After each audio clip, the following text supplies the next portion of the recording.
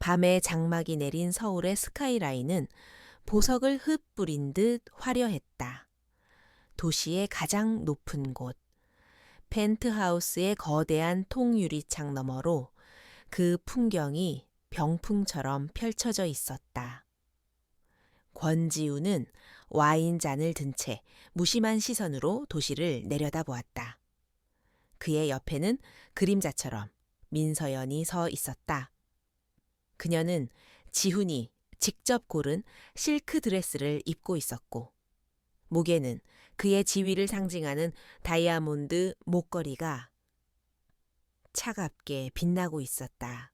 오늘 저녁에 열린 자선 파티에서 그녀는 다시 한번 완벽한 아내의 역할을 수행했다. 재에게 거물들 앞에서 우아하게 미소 지었고 남편의 말에 조용히 고개를 끄덕였으며 그의 잔이 비지 않도록 세심하게 챙겼다. 그녀의 모든 움직임은 잘 짜인 각본처럼 정확하고 아름다웠다. 사람들은 권지훈의 성공뿐만 아니라 그의 아름다운 아내에게도 찬사를 보냈다. 그들은 서연을 부러워했지만 그녀가 느끼는 공허함은 알지 못했다. 오늘 수고했어. 집으로 돌아오는 차 안에서 지훈이 나지막이 말했다. 칭찬이라기보다는 잘 훈련된 애완동물에게 건네는 평가에 가까운 말투였다. 서연은 대답 대신 희미한 미소를 지었다. 그녀의 감정은 이미 오래전에 마모되어 어떤 말에도 큰 감흥을 느끼지 못했다. 그에게 그녀는 JK그룹의 위상에 걸맞은 또 하나의 값비싼 장식품일 뿐이었다. 펜트하우스에 도착하자마자 지훈은 곧장 서재로 향했다. 그에게 집은 휴식의 공간이 아니라 또 다른 사무실의 연장이었다. 서연은 홀로 넓고 차가운 거실에 남았다. 그녀는 익숙한 침묵 속에서 잠시 멈춰 섰다. 지난 몇 년간 이 거대한 공간은 그녀에게 화려한 감옥과도 같았다. 모든 가구, 모든 그림, 심지어 공기마저도 권지훈의 취향과 통제 아래에 있었다. 그녀는 천천히 침실로 발걸음을 옮겼다. 그녀의 발소리는 두꺼운 카펫 위로 소리 없이 스며들었다. 드레스룸의 문을 열자 수백 벌의 옷과 가방, 구두가 질서정연하게 진열되어 있었다. 모두 지훈이 민서연이라는 인형에게 입히기 위해 골라준 것들이었다. 그녀는 그중 어느 것 하나 스스로 선택한 적이 없었다. 그녀의 취향과 욕망은 결혼과 동시에 삭제되었다. 서연은 화장대 앞에 앉아 거울 속 자신을 마주했다. 완벽하게 세팅된 머리, 흐트러짐 없는 화장, 그리고 모든 것을 체념한 듯한 텅 빈 눈동자. 그녀는 천천히 목걸이를 풀었다. 다이아몬드가 그녀의 피부에서 떨어져 나가자 비로소 숨통이 트이는 듯했다. 다음으로 귀걸이와 팔찌를 차례로 벗어 보석함에 넣었다. 그녀의 손길은 더없이 침착하고 단호했다. 마지막으로 그녀의 시선은 왼손 약지에 끼워진 결혼 반지에 닿았다. 거대한 다이아몬드가 박힌 세상의 모든 부와 권력을 상징하는 듯한 반지였다. 그것은 사랑의 증표가 아니라 소유의 족쇄였다. 그녀는 반지를 빼기 위해 손가락에 힘을 주었다. 오랫동안 그녀의 일부였던 것처럼 느껴졌던 반지가 약간의 저항 끝에 마침내 빠져나왔다. 서연은 그 반지를 화장대 정중앙에 올려두었다. 조명 아래에서 반지는 마지막으로 눈부신 빛을 발했다. 마치 한 시대의 종말을 고하는 듯했다. 그녀는 더 이상 미련을 두지 않고 자리에서 일어났다. 드레스룸 가장 깊숙한 곳. 지훈의 시선이 닿지 않는 곳에 숨겨두었던 작은 가방을 꺼냈다. 그 안에는 약간의 현금과 위조 신분증, 그리고 새 삶을 시작하는 데 필요한 최소한의 물건들이 들어 있었다. 그녀는 이 순간을 위해 아주 오랫동안 아주 치밀하게 준비해왔다. 지훈의 감시를 피해 조금씩 돈을 모으고 아무도 모르게 신분을 세탁했으며 떠날 날을 조용히 기다려왔다. 아무도 그녀의 순종적인 미소 뒤에 숨겨진 날카로운 이성과 강철 같은 의지를 눈치채지 못했다. 권지훈조차도 자신의 새장 속 새가 날아갈 준비를 하고 있다는 사실을 꿈에도 몰랐다. 서연은 마지막으로 텅 빈 침실을 한번 둘러보았다. 이 지긋지긋한 황금빛 감옥에 대한 어떤 아쉬움도 없었다. 그녀는 조용히 현관으로 향했다. 하이힐을 벗고 맨발로 차가운 대리석 바닥을 밟았다. 문을 열자 새벽의 차가운 공기가 그녀의 얼굴을 스쳤다. 단 한 번의 망설임도 없이 그녀는 어둠 속으로 발을 내디뎠다. 철컥 하고 문이 닫히는 소리가 그녀의 과거를 완벽하게 단절시켰다. 다음 날 아침. 권지우는 익숙한 시간에 눈을 떴다. 거대한 침대에 옆자리가 비어 있는 것을 발견했지만 대수롭지 않게 여겼다. 서연은 언제나 그보다 먼저 일어나 그의 아침을 준비했기 때문이다. 그는 샤워를 마치고 드레스룸으로 들어가 잘 다려진 셔츠와 수트를 골라 입었다. 모든 것이 평소와 똑같은 완벽하게 통제된 아침이었다. 하지만 식당에 내려왔을 때 그는 처음으로 위화감을 느꼈다. 식탁은 텅 비어 있었고 주방의 고용인들은 어쩔 줄 몰라 하며 그의 눈치를 살피고 있었다. 아내는 어디 있지? 그의 목소리에는 짜증이 섞여 있었다. 수석 집사가 조심스럽게 대답했다. 사모님께서 보이지 않으십니다. 침실에도 안 계셨습니다. 지훈의 미간이 좁혀졌다. 그는 곧장 다시 침실로 올라갔다. 어젯밤 그녀가 입었던 드레스가 의자 위에 단정하게 개어져 있었다. 그리고 그의 시선은 화장대 위에 놓인 결혼 반지에 고정되었다. 영원한 사랑과 소유를 맹세했던 그 반지가 주인 없는 유물처럼 차갑게 놓여 있었다. 그 순간 지훈의 머릿속에서 무언가 무너져 내리는 소리가 들렸다. 그는 서연의 옷장문을 거칠게 열어젖혔다. 수백 벌의 옷들이 그대로 걸려 있었다. 보석함도 마찬가지였다. 그녀는 그가 사준 그 어떤 값비싼 물건도 가져가지 않았다. 마치 민서연이라는 존재 자체가 처음부터 없었던 것처럼 그녀의 흔적만이 남아 있었다. 그는 집 안의 모든 공간을 미친 듯이 뒤졌지만 그녀의 그림자조차 찾을 수 없었다. 마지막으로 그는 서재의 책상 위에 놓인 작은 메모지를 발견했다. 그가 결제 서류에 사용하던 최고급 만년필로 쓴 단정한 글씨였다. 거기에는 단 2단어만 적혀 있었다. 그동안 고마웠어요. 감사 인사라고 하기에는 너무나도 차갑고 건조한 작별의 말이었다. 그 짧은 문장은 그의 심장을 얼어붙게 만들었다. 권지훈은 메모지를 쥔 채 그 자리에 얼어붙었다. 모든 것을 자기 손안에 넣고 통제해야 직성이 풀리는 남자.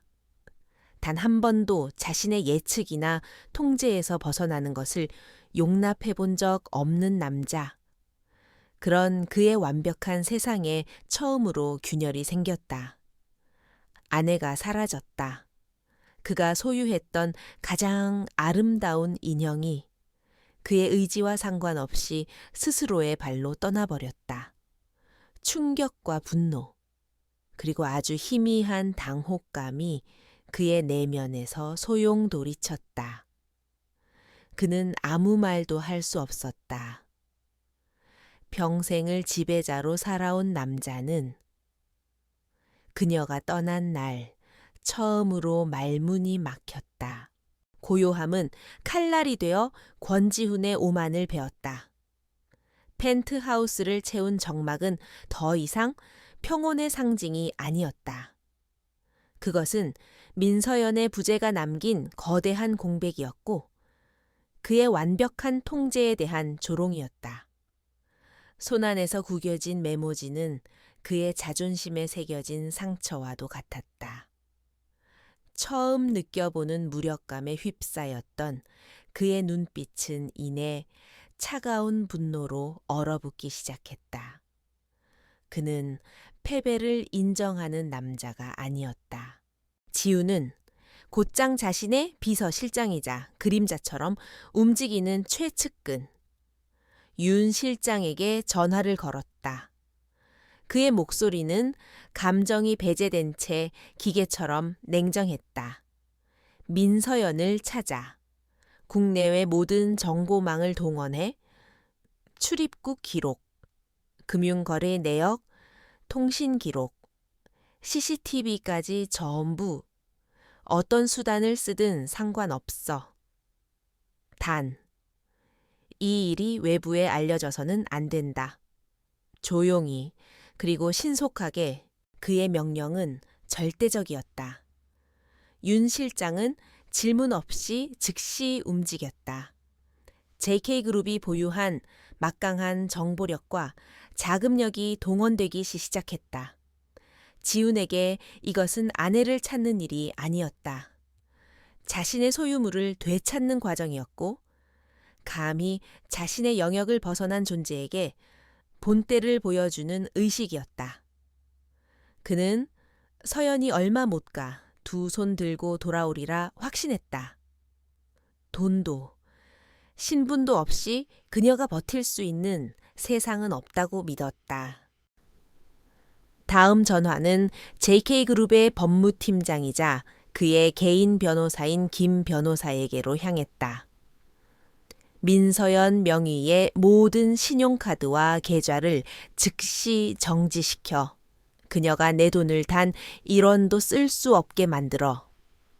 그는 서연의 돈줄을 끊어 그녀를 벼랑 끝으로 몰아넣을 생각이었다. 그녀가 가진 모든 것은 결국 그가 베푼 것이었으므로 거두어 들이는 것 또한 당연한 그의 권리였다. 수화기를 내려놓은 지훈은 잠시 소파에 몸을 기댔다.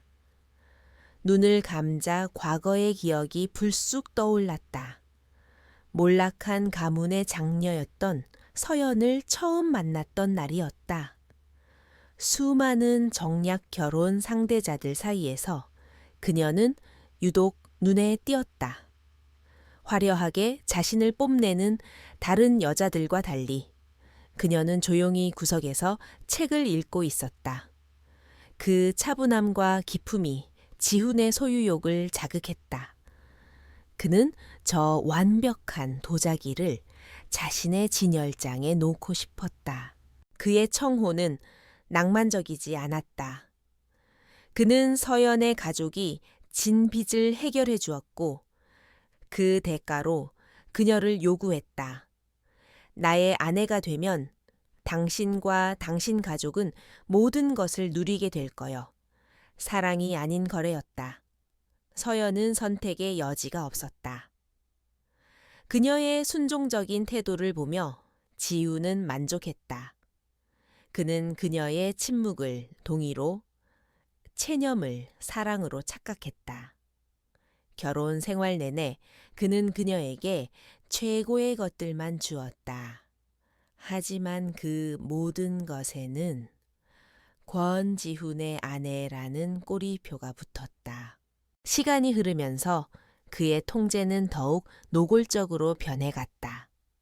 처음에는 그녀의 옷차림과 일정을 관리하는 수준이었다.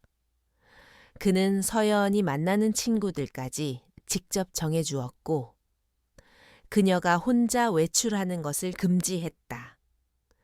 그녀의 세계는 점점 좁아져 오직 그를 중심으로만 맴돌았다.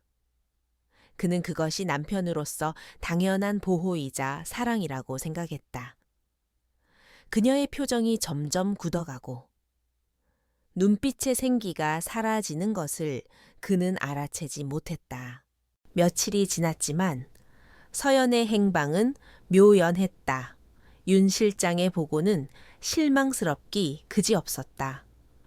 그녀는 현금만 사용했고 대중교통을 이용했으며 교묘하게 CCTV를 피해 움직였다. 마치 오랫동안 도주를 계획한 전문가처럼 흔적을 남기지 않았다. 지훈의 인내심이 바닥을 드러내기 시작했다. 고작 여자 하나를 못 찾는단 말인가. 그의 고함에 윤 실장은 고개를 숙일 뿐이었다. 그의 분노는 집안의 고용인들에게로 향했다. 그는 그들을 한 명씩 서재로 불러 취조하듯 신문했다. 누가 부인을 도왔지 말해. 마지막으로 본 게 언제야 무슨 말을 했어. 그의 의심과 압박의 고용인들은 공포에 떨었지만 아무도 서연의 계획을 눈치채지 못했기에 아무런 대답도 할 수 없었다.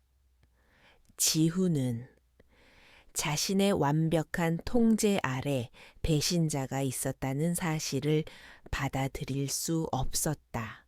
분노를 참지 못한 그는 서재에 있던 청자 화병을 벽에 집어 던졌다. 산산조각난 파편들이 그의 심리 상태를 대변하는 듯 했다.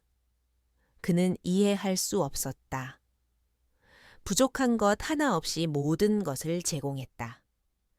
세상 모든 여자들이 부러워하는 삶을 살게 해주었다. 그런데 무엇이 부족해서 감히 도망을 친단 말인가. 그의 머릿속은 왜? 라는 질문으로 가득 찼지만 그 질문은 그녀의 안위에 대한 걱정이 아닌 자신의 권위에 대한 도전에 대한 분노에서 비롯된 것이었다. 기존의 방식이 통하지 않자 지훈은 더욱 잔인하고 비열한 방법을 쓰기로 결심했다. 그는 서연의 주변 인물들을 압박하기 시작했다. 그녀가 유일하게 연락을 유지했던 대학 동창의 남편이 다니는 회사를 세무조사하게 만들고 멀리 지방에 사는 그녀의 친척에게는 소송을 걸어 괴롭혔다. 그는 서연이 이타적인 성품을 가졌다는 것을 알고 있었다. 자신 때문에 무고한 사람들이 고통받는 것을 그녀가 외면하지 못할 것이라고 계산했다. 그는 서연이 제 발로 돌아와 용서를 구하는 그림을 그렸다. 그녀가 눈물을 흘리며 자신의 어리석음을 후회하고 다시 그의 새장 속으로 돌아오겠다고 애원하는 모습을 상상했다. 그는 그녀를 용서하되 다시는 날아갈 꿈도 꾸지 못하도록 날개를 완전히 꺾어버릴 생각이었다. 그의 입가에 비정한 미소가 번졌다. 이것은 단지 게임일 뿐이고 승자는 언제나 자신이어야만 했다. 그날 밤 지훈은 거실 벽에 걸린 서연의 초상화 앞에 섰다. 결혼 1주년을 기념하여 당대 최고의 화가가 그린 그림이었다. 그림 속 서연은 더없이 우아하고 순종적인 미소를 짓고 있었다. 그것은 지훈이 원했던 완벽한 아내의 모습이었다. 그는 그림을 노려보며 나지막이 읊조렸다. 민서연, 어디서 무얼 하든 이 놀이는 곧 끝나. 넌 내 거야. 내가 반드시 널 찾아낼 테니. 그의 목소리는 어두운 집착과 광기로 가득 차 있었고 텅 빈 거실에 섬뜩한 메아리로 울려 퍼졌다. 서울의 마천루가 보이지 않는 남쪽 끝, 작은 항구 도시의 아침은 소금기 섞인 바람 냄새로 시작되었다. 민서연, 아니 이제 박수진이라는 이름으로 사는 그녀는 낡은 목조 주택의 창문을 열고 깊게 숨을 들이쉬었다. 지난 몇 년간 그녀를 짓눌렀던 인공적인 향수 냄새 대신 살아있는 바다의 냄새가 폐부를 가득 채웠다. 권지훈의 펜트하우스와는 비교할 수 없이 낡고 소박한 공간이었지만 이곳에는 진정한 자유가 있었다. 그녀의 하루는 스스로의 의지에 따라 시작되었다. 더 이상 분 단위로 짜인 스케줄도 그녀의 기분과 상관없이 차려지는 식사도 없었다. 그녀는 직접 원두를 갈아 커피를 내리고 갓 구운 빵 한 조각으로 아침을 해결했다. 헐렁한 면 티셔츠와 청바지 차림으로 해변을 산책하는 것은 그녀가 되찾은 가장 큰 사치였다. 그녀의 발자국이 부드러운 모래 위에 찍혔다가 파도에 씻겨 나가는 것을 보며 그녀는 과거를 지워내는 의식을 치르는 듯했다. 사람들은 그녀를 서울에서 내려온 조용한 프리랜서 번역가로 알고 있었다. 그녀가 밤마다 노트북 앞에서 복잡한 암호와 씨름하는 해커라는 사실을 아는 사람은 아무도 없었다. 그녀는 수년간 권지훈의 감시망 아래에서 은밀하게 기술을 연마했다. 암호화된 통신망을 사용하고 대포폰으로 정보를 수집했으며 온라인 강의를 통해 흔적을 남기지 않고 디지털 세계를 항해하는 법을 익혔다. 그녀의 새로운 신분인 박수진은 단순한 위조가 아니었다. 그것은 법의 허점을 파고들어 만들어낸 합법적인 존재였다. 오래전 실종 처리되었던 먼 친척의 기록을 찾아내고 복잡한 서류 작업을 통해 그 존재를 되살려냈다. 권지훈의 정보망이 아무리 뛰어나다 해도 공식적인 행정 기록까지 뒤집어 그녀를 찾아내기는 어려울 터였다. 그녀는 그의 예측 가능한 사고방식을 역이용하여 완벽한 사각지대를 만들어냈다. 오후가 되자 낡은 자전거를 탄 손님이 찾아왔다. 이 작은 마을의 도서관 사서이자 그녀의 유일한 공모자인 오랜 친구 이지원이었다. 지원은 서연이 숨겨둔 비상금을 관리해주고 그녀가 필요로 하는 물건들을 조달해주는 역할을 맡고 있었다. 얼굴 좋아 보이네. 지원은 서연의 손에 따뜻한 두유가 담긴 병을 쥐어주며 말했다.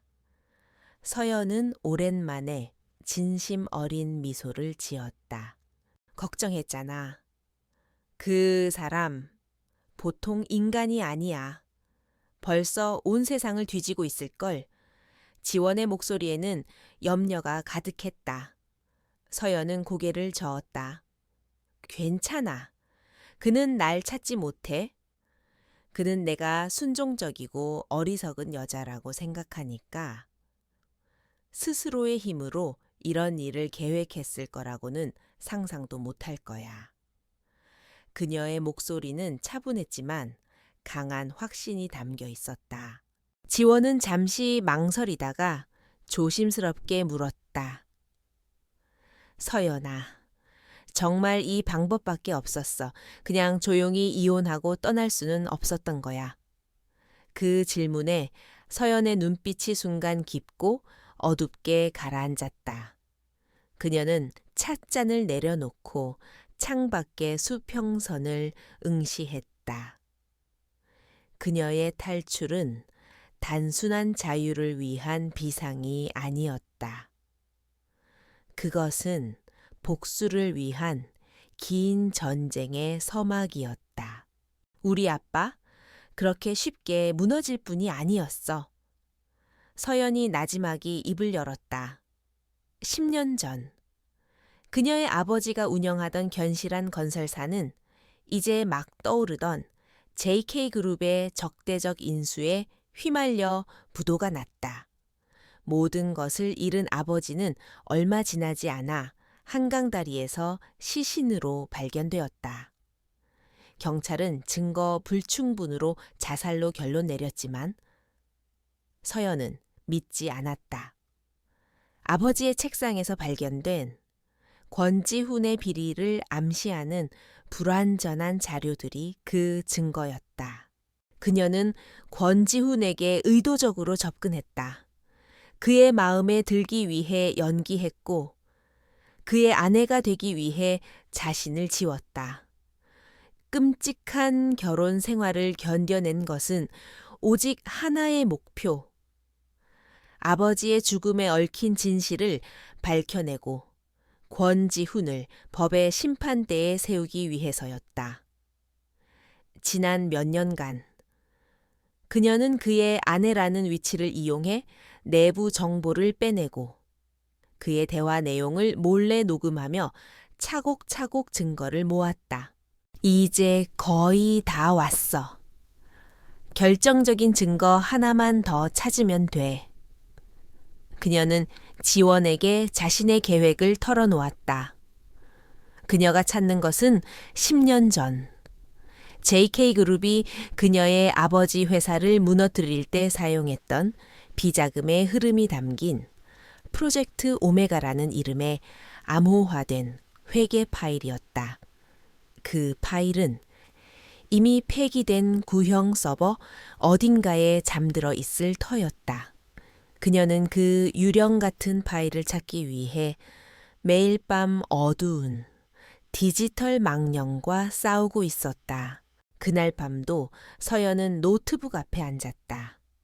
그녀의 손가락이 키보드 위에서 빠르게 춤을 추었다. 화면에는 수많은 코드와 방화벽의 구조도가 떠올랐다. 그녀는 몇 주 동안 JK그룹의 낡은 데이터 아카이브 서버에 보안망을 분석해왔다. 권지훈이 최첨단 보안 시스템에 막대한 돈을 쏟아붓는 동안 과거의 기록이 잠든 이곳은 상대적으로 허술하게 관리되고 있었다. 바로 그 오만이 그녀에게 기회를 주었다.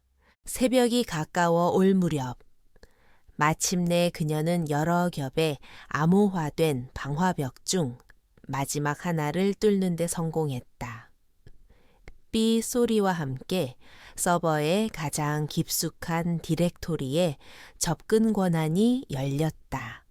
그녀는 떨리는 손으로 검색창에 파일명을 입력했다. 잠시 후 화면에 먼지 쌓인 폴더 하나가 나타났다.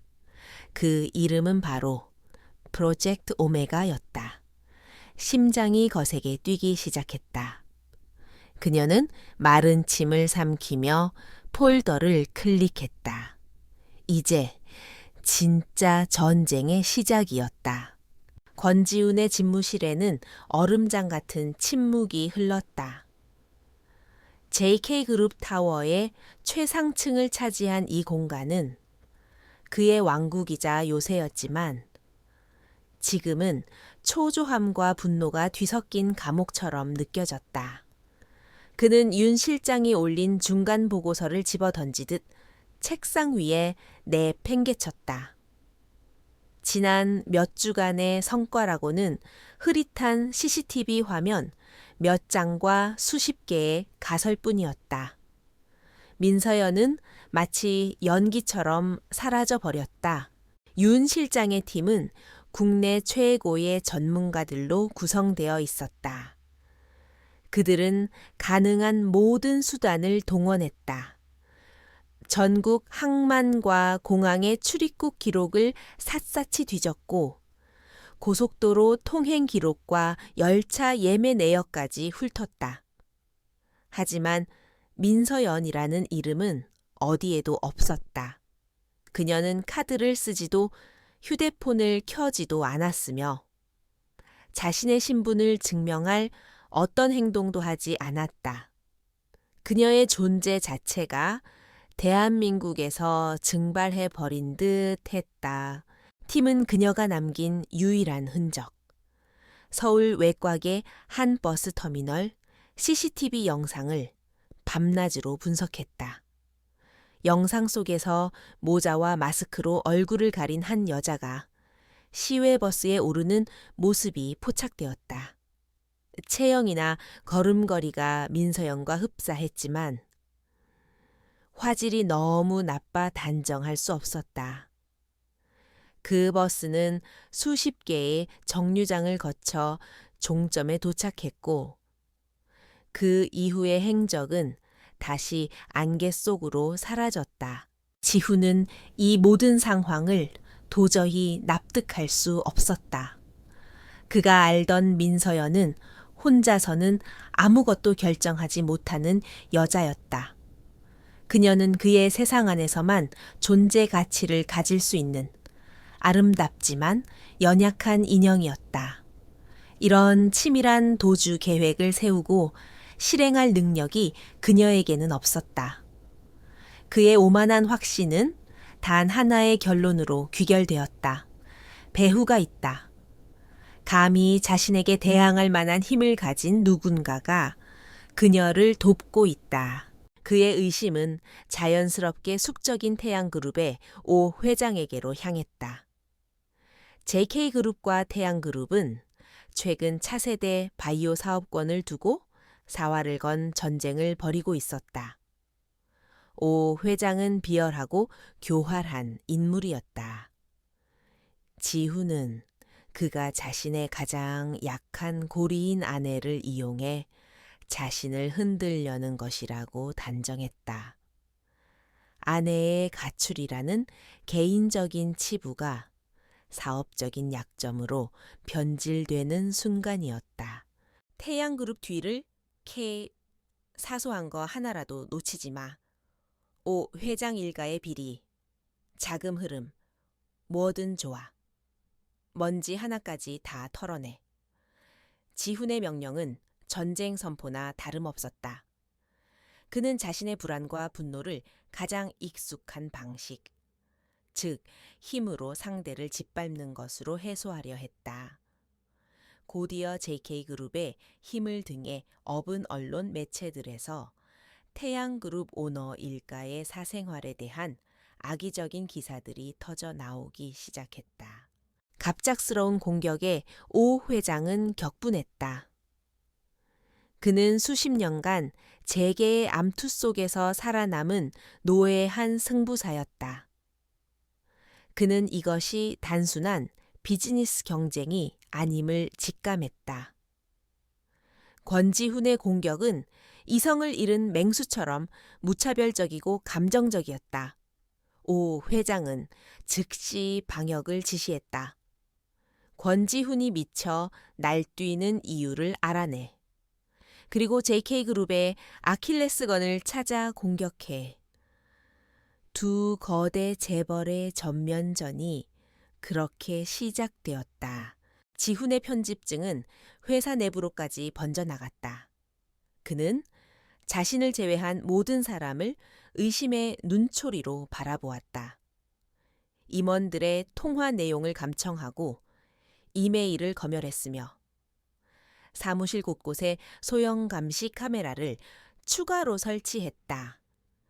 회사는 숨 막히는 감시와 불신으로 가득 찼고 직원들은 그의 눈치를 보기에 급급했다. 그의 관심은 온통 사라진 아내와 태양그룹과의 싸움에 쏠려 있었고, 정작 중요한 회사 경영에서는 치명적인 공백이 생기기 시작했다. 한편 남쪽의 작은 도서관에서 박수진은 태연하게 책을 읽고 있었다. 그녀는 도서관의 공용, 와이파이와 여러 단계의 가상사설망, VPN을 이용해 프로젝트 오메가 파일을 조금씩 자신의 암호화된 클라우드로 옮기고 있었다. 그러던 중 JK그룹과 태양그룹의 전면전에 대한 인터넷 뉴스를 보게 되었다.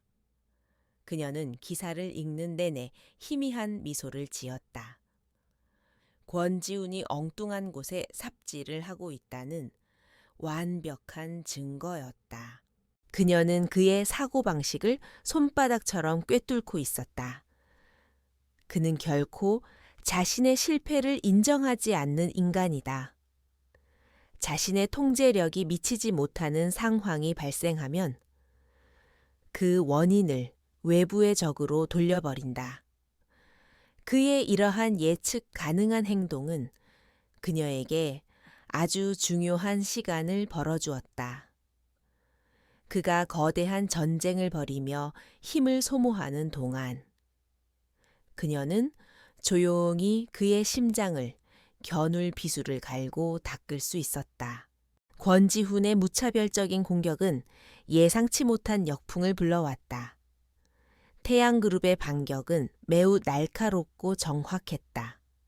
그들은 JK그룹의 해외 자회사를 통해 조성된 비자금 계좌의 존재를 포착하고 금융감독원에 익명으로 제보했다. 아직 프로젝트 오메가의 핵심에는 미치지 못했지만 JK그룹의 도덕성에 치명타를 입히기에는 충분한 증거였다. 금융당국이 조사에 착수했다는 소문이 증권계에 퍼지면서 JK그룹의 주가는 하락하기 시작했다. 그날 밤 지훈은 늦은 시간까지 이어진 회의를 마치고 집으로 돌아가고 있었다. 차 안에서 그는 윤 실장의 보고를 받았다. 서연의 행방은 여전히 오리무중이었고 설상가상으로 금융감독원의 압박이 거세지고 있다는 내용이었다. 빌어먹을 그는 휴대폰을 집어던지며 욕설을 내뱉었다. 차창 밖으로 화려한 도시의 야경이 스쳐 지나갔지만 그의 눈에는 아무것도 들어오지 않았다. 그의 머릿속은 온통 민서연의 잔상으로 가득했다. 순종적인 미소 뒤에 자신을 비웃고 있을 그녀의 얼굴이 떠올라 미칠 것 같았다. 아내를 찾기 위해 시작한 일이 이제는 그의 왕국 전체를 뒤흔드는 거대한 폭풍이 되어 돌아오고 있었다. 통제할 수 없는 상황에 대한 분노와 함께 아주 희미하지만 분명한 두려움이 그의 심장을 파고들었다. 그는 아내뿐만 아니라 모든 것을 잃을 수도 있다는 공포를 난생 처음으로 느끼고 있었다. 고요한 바닷가 마을의 밤. 박수진의 작은 집 창문으로 새어나오는 불빛만이 어둠을 지키고 있었다. 그녀는 노트북 화면에 떠 있는 복잡한 데이터의 숲을 탐색하고 있었다. 프로젝트 오메가 폴더 안에는 아버지의 회사를 무너뜨린 추악한 진실뿐만 아니라 지난 10년간 JK그룹이 저지른 온갖 불법과 편법의 기록들이 유령처럼 잠들어 있었다. 그녀의 손끝에서 거대한 제국을 무너뜨릴 수 있는 힘이 맥동하고 있었다. 그러나 그녀는 서두르지 않았다. 지금 당장 가장 치명적인 증거를 터뜨리는 것은 어리석은 짓이었다. 권지훈은 언론과 권력기관에 막강한 영향력을 행사하고 있었다.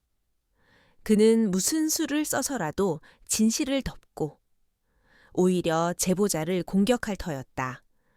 그녀는 먼저 그가 딛고 서 있는 기반을 흔들어야 했다. 그의 손발을 묶고 그의 방패를 빼앗고 그를 완벽하게 고립시킨 후에야 마지막 일격을 가할 수 있었다.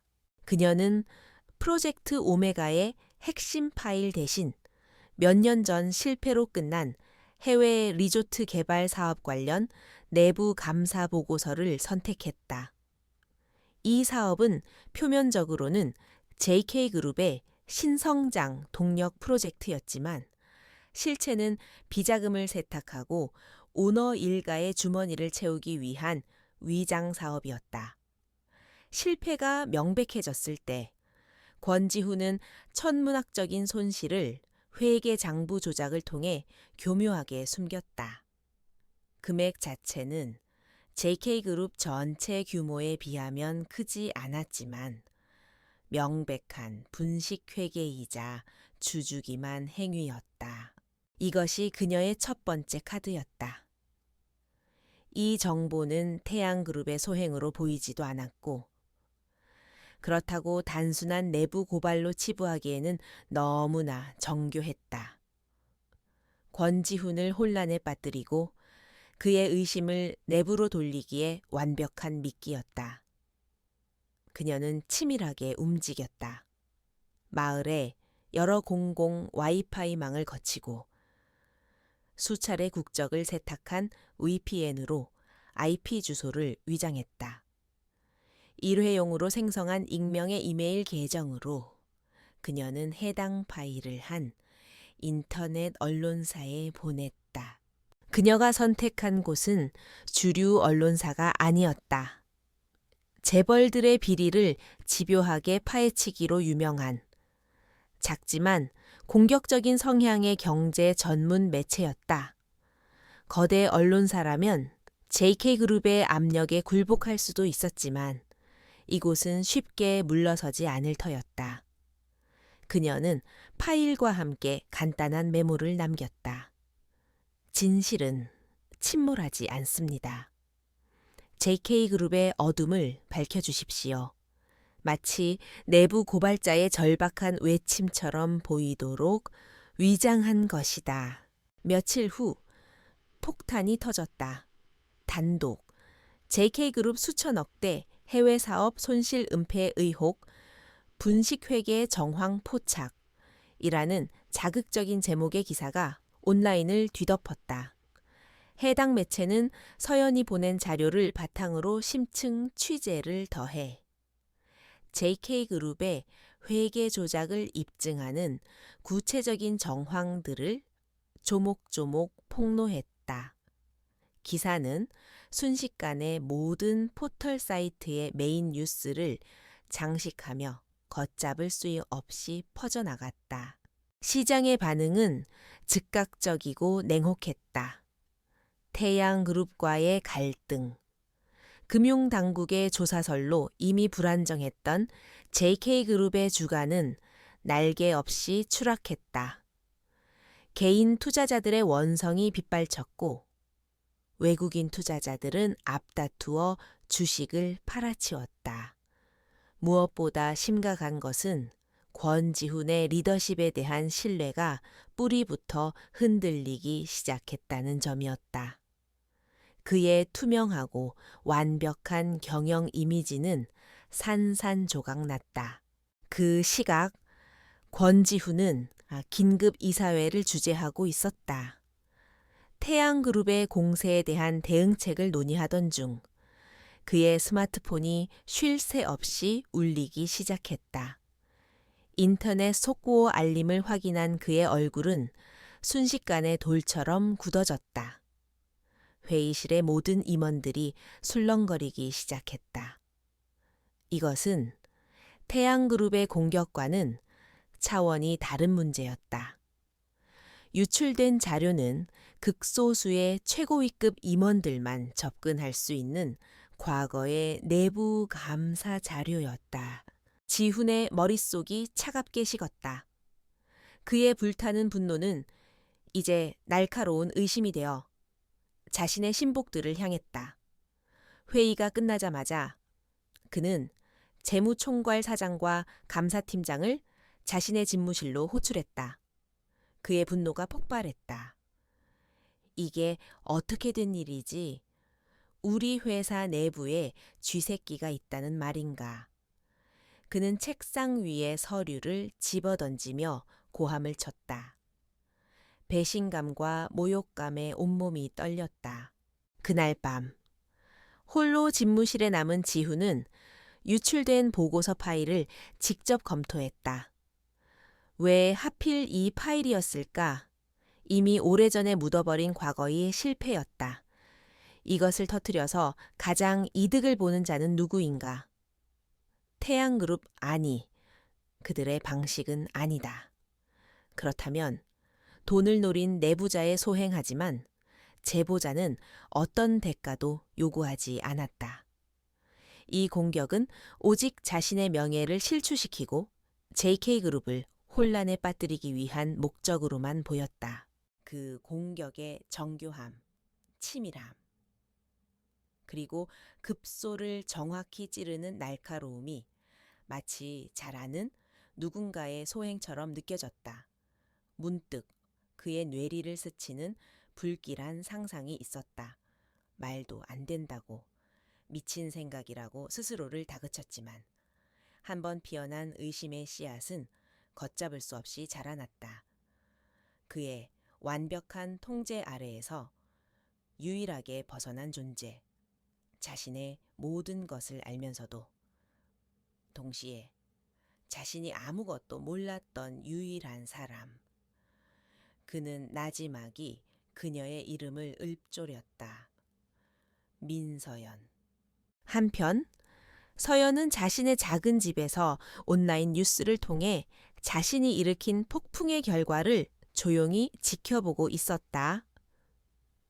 곤두박질치는 주가, 그래프, 권지훈의 리더십을 비판하는 기사들, JK그룹 내부에 배신자가 있다는 추측성 보도들까지 모든 것이 그녀의 계획대로 흘러가고 있었다. 그녀는 조용히 노트북을 덮었다. 첫 번째 돌은 던져졌고 이제 그 파문이 더 큰 파도를 불러올 터였다. 그녀는 창밖의 고요한 밤바다를 바라보았다. 그 눈에는 첫 전투에서 승리한 전략가의 차가운 빛이 서려 있었다. 민서연이 던진 돌멩이는 권지훈의 왕국의 거대한 파문을 일으켰다. JK그룹 이사회 회의실의 공기는 그 어느 때보다 무겁게 가라앉아 있었다. 이전까지 그의 결정에 거수기 역할만 하던 이사들은 이제 날선 질문을 던지기 시작했다. 연일 폭락하는 주가, 금융당국의 고강도 조사, 그리고 걷잡을 수 없이 퍼지는 부정적인 여론은 그들의 안위마저 위협하고 있었다. 지금 회사가 창사 이래 최대의 위기에 처해 있습니다. 그런데 회장님께서는 태양그룹과의 소모적인 싸움에만 몰두하고 계십니다. 이 사태를 어떻게 책임지실 겁니까? 한 원로 이사가 작심한 듯 입을 열었다. 그 말은 도화선이 되어 여기저기서 불만 섞인 목소리들이 터져 나왔다. 지훈은 싸늘한 눈으로 그들을 훑어보았다. 쥐새끼들이 배가 가라앉기 시작하자 동요하는 꼴이었다. 설상가상으로 경영 일선에서 물러나 있던 그의 아버지 권대현 명예회장이 모습을 드러냈다. 늙었지만 여전히 호랑이 같은 눈빛을 가진 창업주는 지훈을 자신의 개인 서재로 불렀다. 그는 아들의 무능이나 비리를 질책하지 않았다. 대신 그의 통제력 상실을 문제 삼았다. 사적인 감정 때문에 회사를 위기로 몰아넣는 건 경영자의 자질이 아니야. 네 아내 하나 단속 못해서 이 모든 소란을 자초했어. 아버지의 질책은 지훈의 골마있던 자존심을 건드렸다.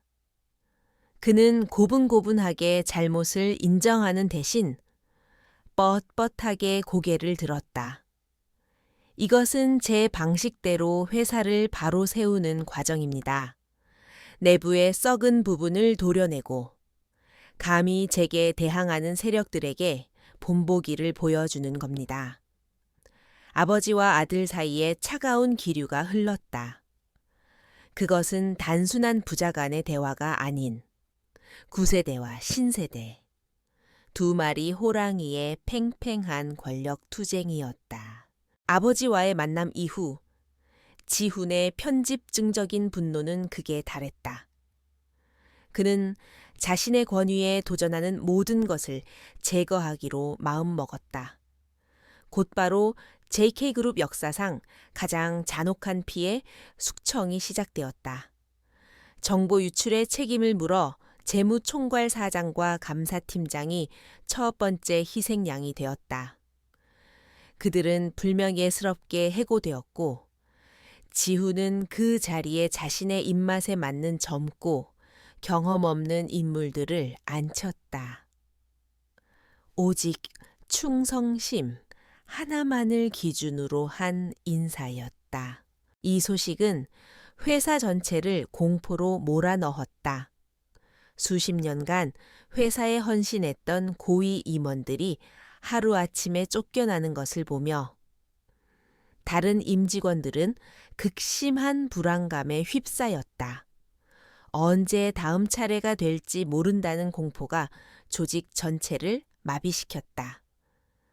지훈의 의도와는 정반대로 이러한 공포 정치는 조직의 충성심을 갉아먹고 내부 결속을 무너뜨리고 있었다.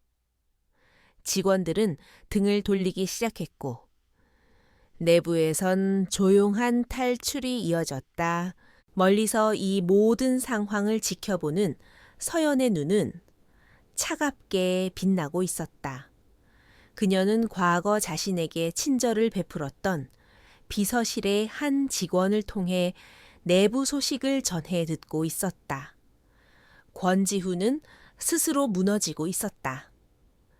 그는 적을 외부에 두고 싸우는 것이 아니라 자신의 성벽 안에서 불을 지르고 있었다. 그의 의심과 분노가 바로 그녀의 가장 강력한 무기가 되어주고 있었다. 그녀는 그가 스스로를 파멸시킬 때까지 조용히 기다리면 될 뿐이었다. 한편 아들의 폭주를 보다 못한 권대현 명예회장은 마쿠에서 움직이기 시작했다.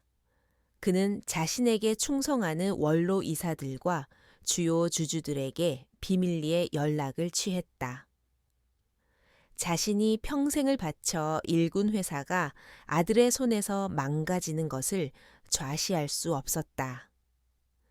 그는 아들을 CEO 자리에서 끌어내리기 위한 비상 경영권 발동 시나리오를 검토하기 시작했다.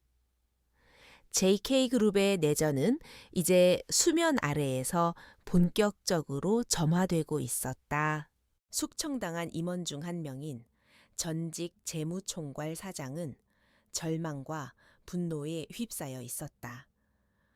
그는 평생을 JK그룹에 바쳤지만 돌아온 것은 배신자라는 오명뿐이었다.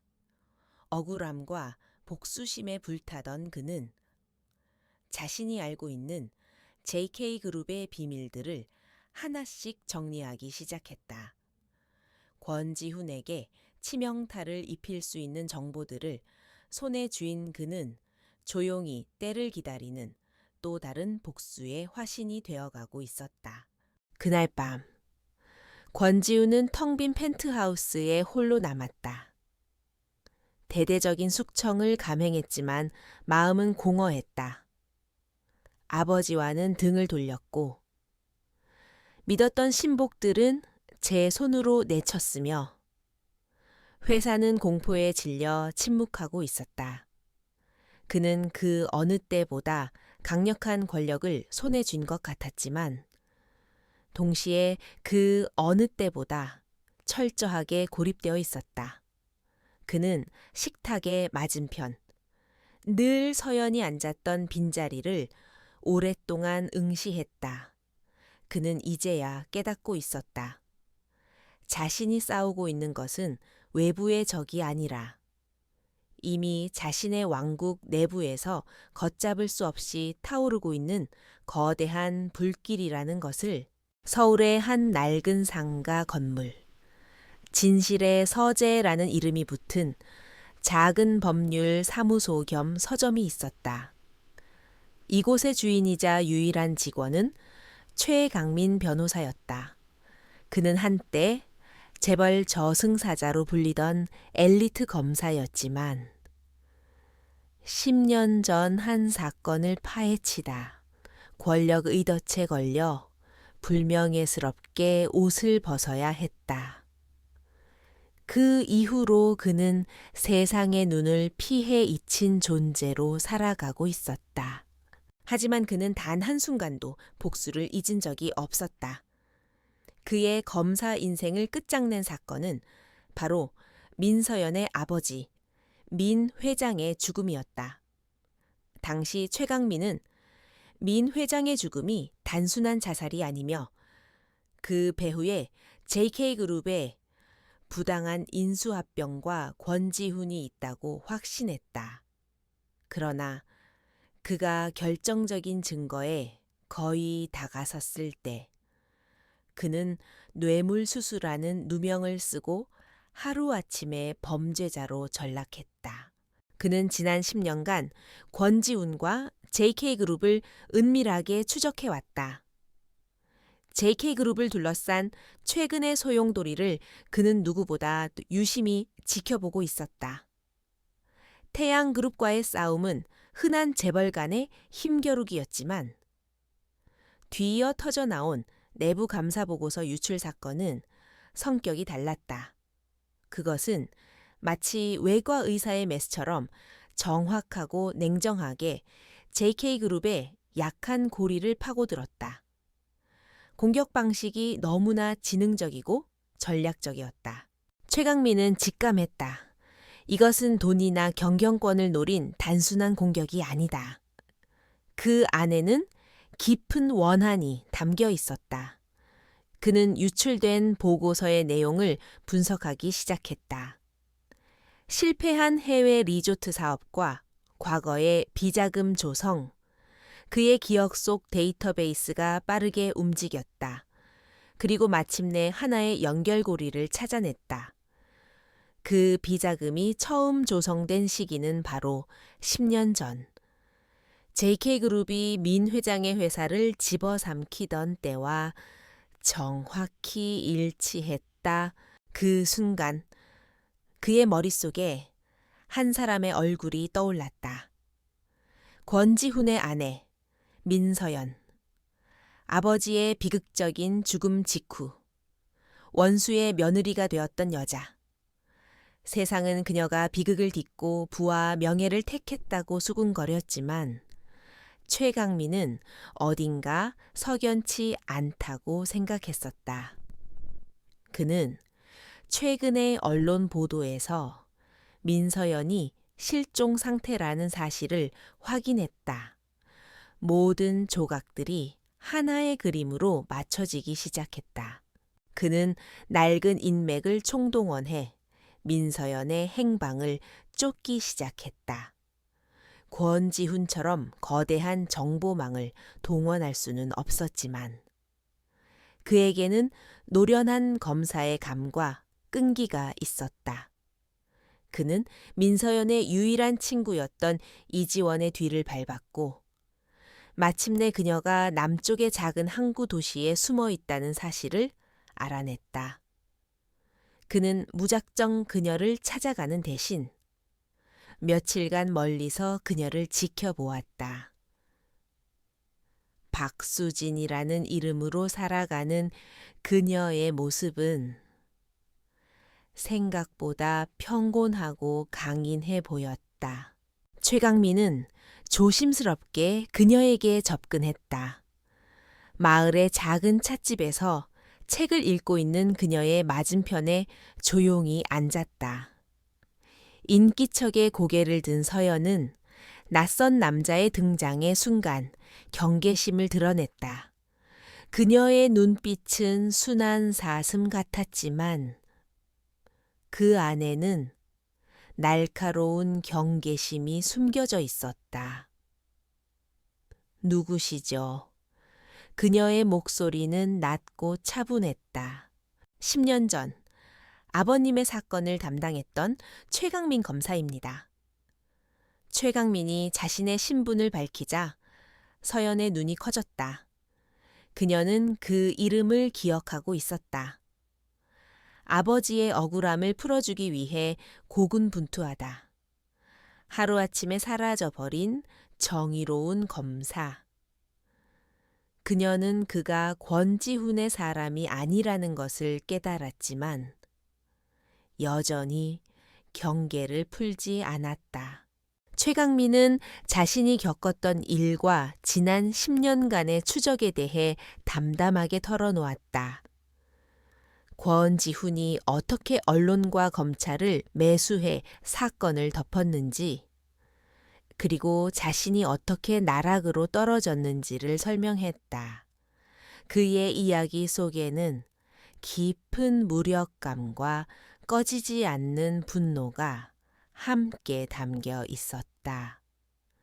그는 서연이 일으킨 최근의 사건들을 보며 때가 왔음을 직감했다고 말했다.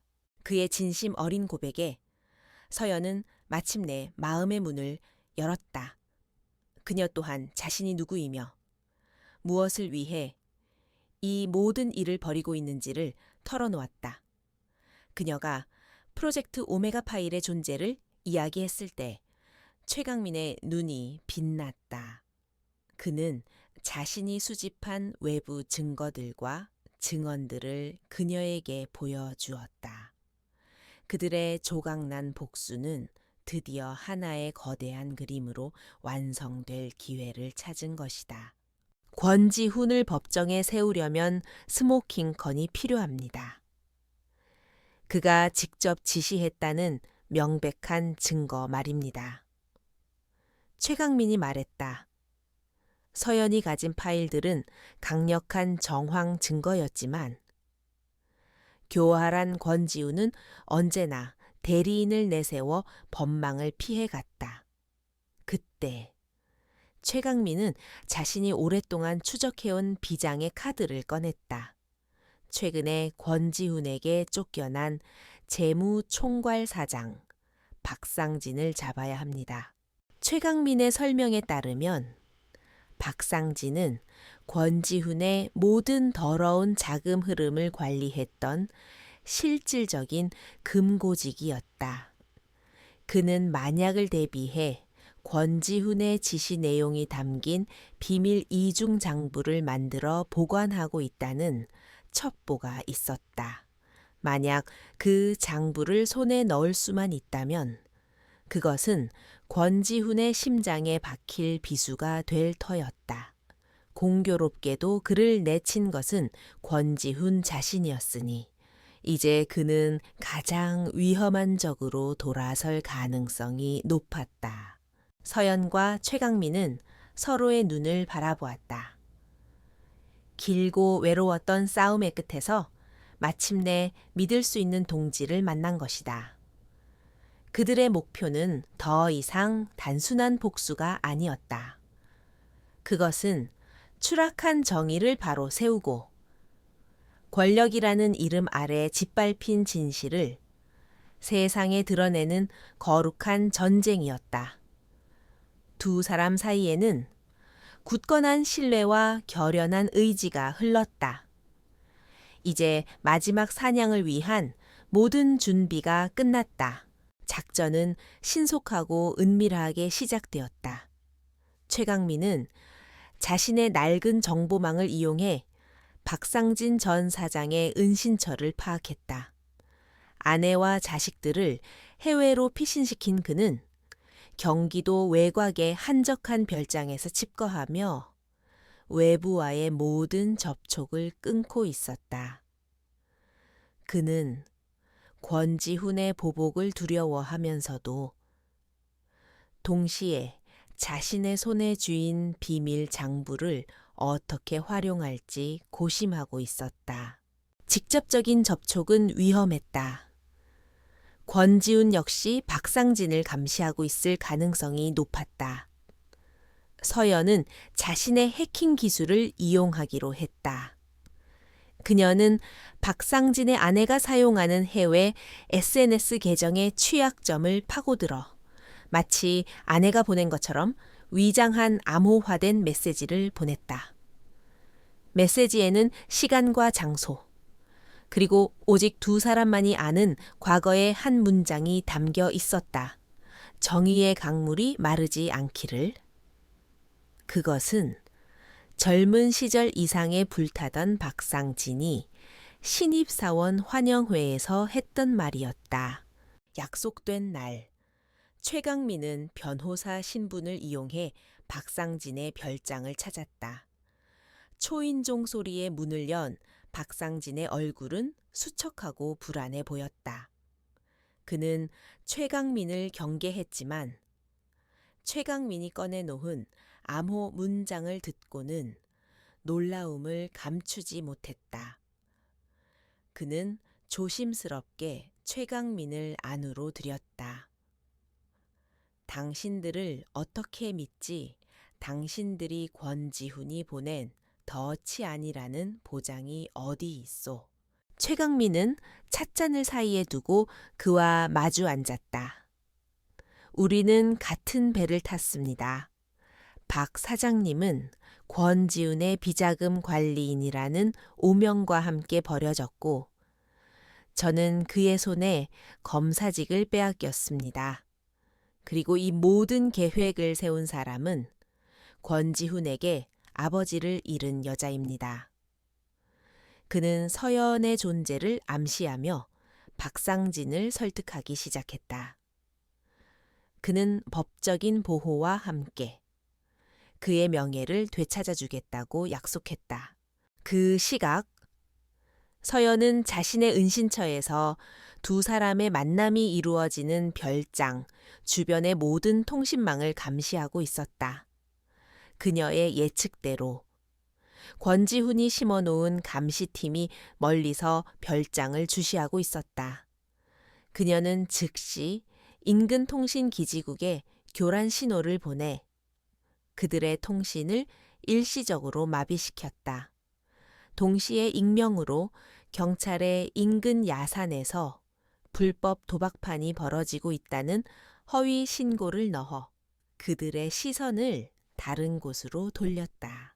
박상진은 오랜 고민 끝에 마침내 결심을 굳혔다. 그의 마음을 움직인 것은 법적인 보호나 명예회복이 아니었다. 최강민이 전해준 서연의 메시지였다. 사장님의 딸이 아버지를 부끄러워하지 않게 해주십시오. 그는 더 이상 비겁자로 숨어 살 수 없었다. 그는 최강민을 자신의 서재의 가장 깊숙한 곳에 있는 비밀 금고로 이끌었다. 그 안에는 권지훈의 모든 범죄가 날짜별로 꼼꼼하게 기록된 검은색 가죽 장부와 데이터가 담긴 USB가 잠들어 있었다. 최강민이 비밀 장부를 손에 넣고 별장을 빠져나오자마자 서연은 모든 교란 작전을 중단했다. 감시팀은 아무것도 눈치채지 못했고 경찰은 헛걸음을 한 채 돌아갔다. 모든 것이 완벽하게 맞아떨어졌다. 이제 마지막 퍼즐 조각까지 모두 모였다.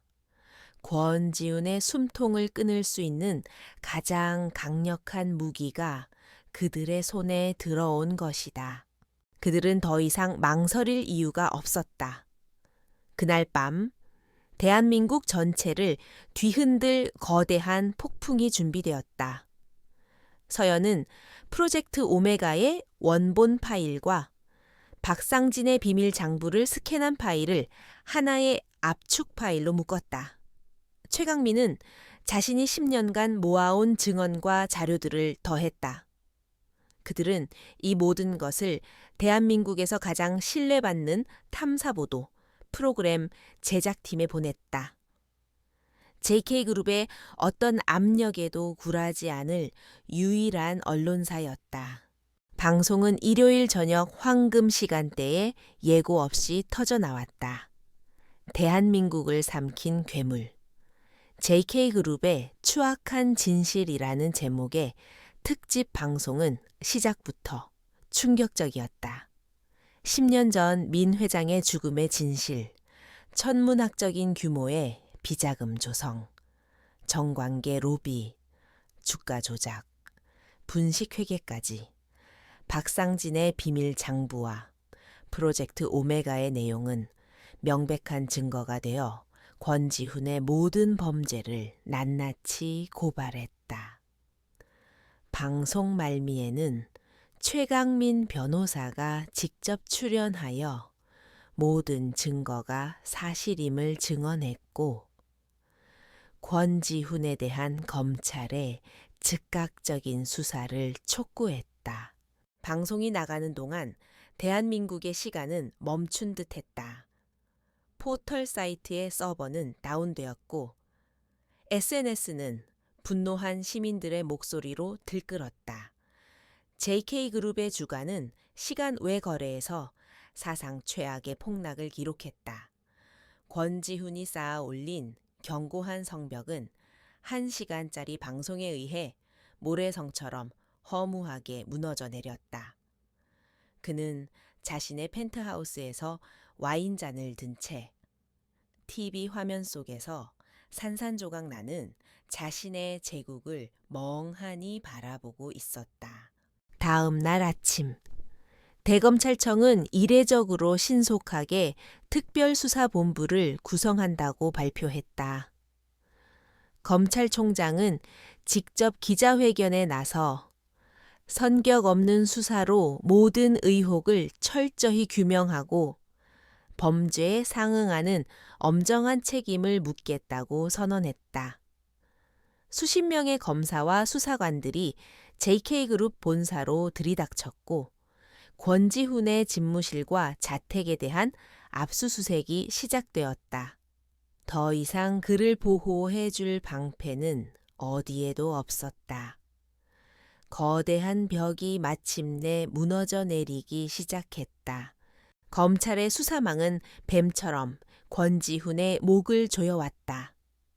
그의 모든 자산은 동결되었고 출국 금지 조치가 내려졌으며 한때 그의 왕국이었던 펜트하우스는 이제 거대한 감옥이 되었다.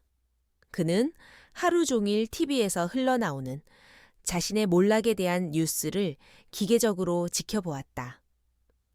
이사회에서는 그의 해임안이 발의되었고 믿었던 정관계 인사들은 모두 그에게 등을 돌렸다.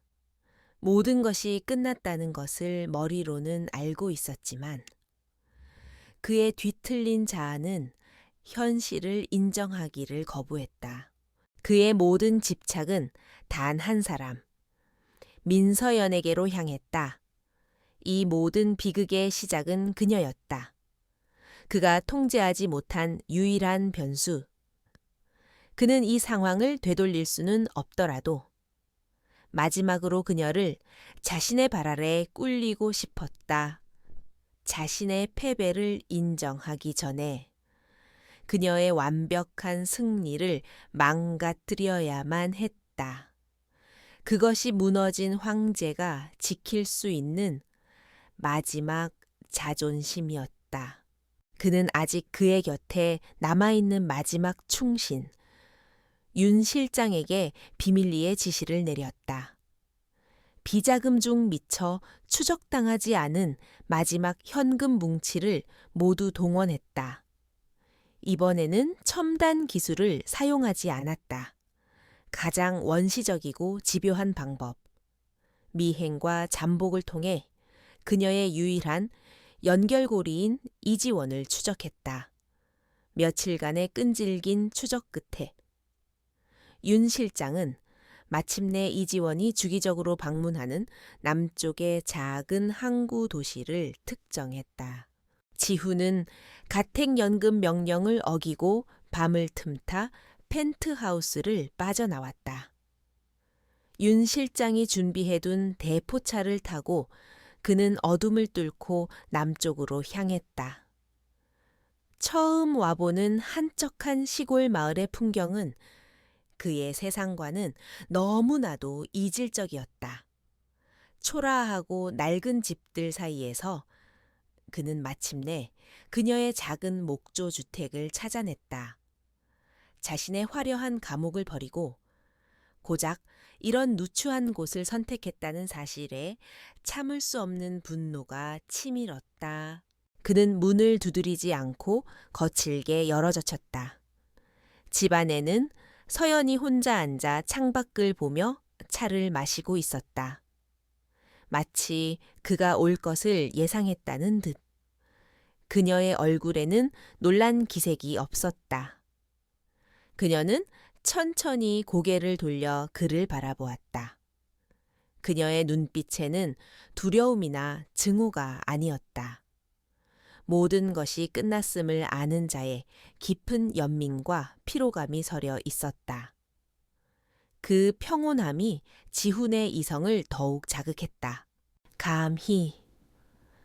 네가 감히 이런 짓을 벌여. 지훈이 먼저 침묵을 깼다. 그의 목소리는 분노로 떨리고 있었다. 내가 너에게 뭘 해줬는데 세상 모든 걸 다 줬는데 어떻게 나한테 이럴 수가 있어. 그는 상처받은 남편을 연기하며 그녀를 배신자로 몰아가려 했다. 모든 것을 잃은 것은 자신이 아니라 완벽한 삶을 제 발로 걷어찬 그녀라고 비난하고 싶었다. 서연은 조용히 찻잔을 내려놓았다. 당신은 나에게 세상을 준 게 아니에요. 당신의 세상을 내게 강요했을 뿐이지. 당신은 단 한 번도 나를 독립된 인격체로 존중한 적이 없어요. 당신에게 나는 그저 값비싼 트로피, 당신의 성공을 장식하는 인형일 뿐이었지요. 그녀의 목소리는 조용했지만 그 어떤 고함보다 날카롭게 그의 심장을 찔렀다. 조종이 통하지 않자 그는 위협으로 돌아섰다. 이게 끝이라고 생각하지 마. 내가 무너지더라도 너와 네 주변 사람들을 전부 진흙탕으로 끌고 들어갈 수 있어. 내 친구 이지원, 그리고 그 가짜는 전직 검사까지 모두 무사하지 못할 거야. 그의 얼굴에 비열한 미소가 떠올랐다. 그는 그녀가 소중한 사람들을 지키기 위해 무릎 꿇을 것이라 생각했다. 하지만 서연은 흔들리지 않았다. 마음대로 하세요. 우린 진흙탕이 두렵지 않아요. 이미 그 속에서 살아왔으니까. 정말로 추락을 두려워하는 건 당신이죠. 권지훈 씨. 그녀는 이미 최강민 변호사를 통해 모든 관련자들의 신변 보호 조치를 마친 상태였다. 그녀는 언제나 그보다 한 수 앞을 내다보고 있었다. 그의 마지막 발악조차 그녀의 계산 안에 있었다. 마지막으로 지훈은 감정에 호소하는 방법을 택했다. 그는 그녀에게 다가가 거칠게 팔을 붙잡았다. 그의 눈빛이 절박하게 흔들렸다. 서연아, 제발, 우리 좋았던 때도 있었잖아. 내가 널 얼마나 사랑했는데 아직도 사랑해. 모든 걸 버리고 우리 다시 시작하자. 응. 그의 목소리는 애처로웠지만 그 안에는 사랑이 아닌 소유욕만이 가득했다. 그 순간 서연을 묶고 있던 마지막 심리적 사슬이 끊어졌다. 그녀는 차가운 눈으로 그를 바라보았다. 사랑 당신은 사랑이라는 단어의 의미조차 몰라요. 당신이 아는 건 오직 집착과 소유뿐. 내가 사랑했을지도 모르는 남자는 당신의 오만과 탐욕에 의해 이미 오래전에 죽었어요. 지금 내 앞에 있는 건 그 껍데기일 뿐이에요. 당신은 아무것도 가진 게 없어. 당신은 아무것도 아니야. 그녀는 경멸이나 분노가 아닌 완전한 무관심으로 그의 손을 뿌리쳤다. 바로 그때 밖에서 요란한 사이렌 소리가 울려 퍼지기 시작했다. 지훈의 무모한 행동을 예측한 최강민이 미리 검찰에 그의 위치를 알린 것이다. 가택 연금 명령을 위반한 현행범을 체포하기 위해 수사관들이 들이닥쳤다. 문을 박차고 들어온 수사관들에게 팔이 꺾인 채 지훈은 마지막으로 서연을 바라보았다. 그녀의 눈에는 그에 대한 어떤 감정도 남아있지 않았다. 오직 텅 빈 무관심뿐이었다. 평생을 타인을 지배하며 살아온 그에게. 그 무관심은 감옥보다 더한 지옥이었다. 그것은 그의 완전한 패배를 알리는 최종 선고였다. 그는 그렇게 부서진 남자가 되어 끌려나갔다. 법정 안은 숨막히는 정적에 휩싸여 있었다. 피고인석에 앉은 권지훈은 과거의 오만함은 온데간데 없이 초췌하고 텅 빈 눈으로 허공을 응시하고 있었다. 몇 달에 걸친 재판 과정에서 그의 모든 범죄는 만천해 드러났다. 박상진의 비밀 장부와 프로젝트 오메가 파일은 그의 탐욕스러운 제국이 어떻게 수많은 희생자들의 피와 눈물 위에 세워졌는지를 증명했다. 최강민 변호사는 증인석에 서서 10년 전 자신이 겪었던 외압과 사건의 진실을 논리정연하게 증언했다. 그의 목소리는 법정 전체를 울렸고 권력에 의해 짓밟혔던 정의가 다시 일어서는 순간이었다. 방청석 한쪽 구석에서 민서연은 이 모든 광경을 조용히 지켜보고 있었다. 그녀의 마음속에는 더 이상 증오나 분노가 아닌 길고 길었던 싸움의 끝을 목도하는 담담함만이 남아 있었다. 마침내 재판장의 엄숙한 목소리가 최종 판결을 내렸다. 피고인 권지훈에게 횡령, 배임, 주가조작 및 교사 등 모든 혐의를 유죄로 인정하여 징역 25년을 선고한다. 법봉이 내리쳐지는 소리와 함께한 시대의 막이 내렸다. 권지훈은 허무하게 고개를 숙였고 그의 제국은 그렇게 역사의 뒤향일로 사라졌다. JK그룹의 몰락은 신속했다. 총수를 잃고 신뢰가 바닥에 떨어진 회사는 회생 불가능한 상태에 빠졌다. 권대현 명예회장은 마지막 남은 힘을 쥐어짜 아들의 잔해를 수습해야 했다.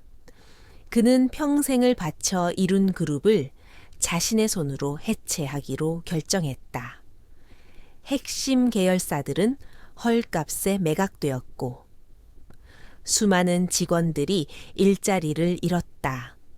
그는 대국민 사과 성명을 발표하고 모든 경영 일선에서 완전히 물러났다.